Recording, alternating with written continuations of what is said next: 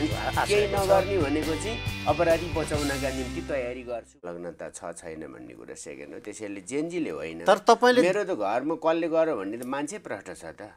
ए थाहा छ तपाईलाई? त्यो किन त्यो कमेडियन के अपूर्व क्षितिज भन्नेले त ओपन गराएछ त। राज्यको नादानी हो नि, त्यो मान्छेलाई समात्यो भने को संलग्न थिए भन्ने कुरा सकिहाल्छ त। त्यो त कुनै लुकेको कुरा छैन। तपाईकोलाई एकदम रियल भनिदिन्छु म। मैले आरोप लगाएको होइन नि उसलाई, उसले त मान्छेलाई कल गरेको छ, आऊ यो गर्दोस् त भनौँ हो। अब पुलिसले निवेदन अहिलेसम्म दर्ता गरेको छैन। भक्तपुरमा लगेर परिसरमा राखिदिएको छ कति दिन, दर्ता पत्र मलाई दिएको छैन। राज्यको नियत के हो म त त्यो पनि सोध्न चाहन्छु। जेनजी होइन, जेनजीका नाममा कोही मान्छे षड्यन्त्रकारी छ, कोही तत्त्व षड्यन्त्रकारी छ भन्ने तिनीहरूले नि याद गरे हुन्छ। रिभेन्जको पोलिटिक्स चल्यो भने नि खतरनाक हुनसक्छ, उनीहरूले यो ख्याल गर्नुपर्छ।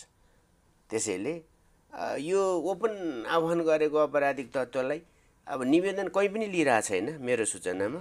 अनि के सान्न के त गृह मन्त्रालयको एउटा सूचना पनि आइसक्यो अहिले तत्काललाई केही नगर्नु भन्ने खालको आशा छ। केही नगर्ने भनेको चाहिँ अपराधी बचाउनका निम्ति तयारी गर्छु भने हो नि, यो त प्रष्ट छ नि। तपाईको घर त प्रष्ट छ नि, प्रष्ट छ नि। जेनजीले होइन भन्ने कुरा त यसअघि पनि आक्रमण परिसकेको घर हो नि त। त्यो त पटक पटक त्यो त तपाईँलाई नौलो पनि लागेन? मलाई त नौलो किन लाग्दैन भने अब यो के भन्छ तपाईँले सुरुमै आफ्नो निजी प्रश्न सोधेपछि निजी प्रश्नमा मान्छे अहिले तात्छ, त्यसैले अन्यथा नलिनु होला।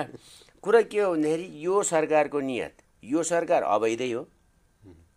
यो सुशीला कार्कीजीले आफैले भनेअनुसार उहाँ आफ्नो वचनमा टिक्नुभयो भने उहाँले त गर्नै नहुने काम गरिसक्नुभयो।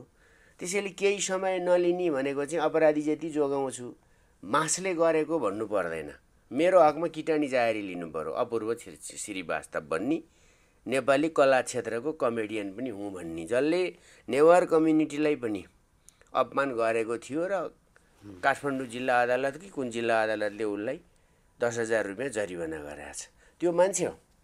त्यसको पनि जरिवाना लिन मान्दैनन्, सरकारै ठुलो। यी चाहिँ 6 महिनापछि कहाँ झर्छन्?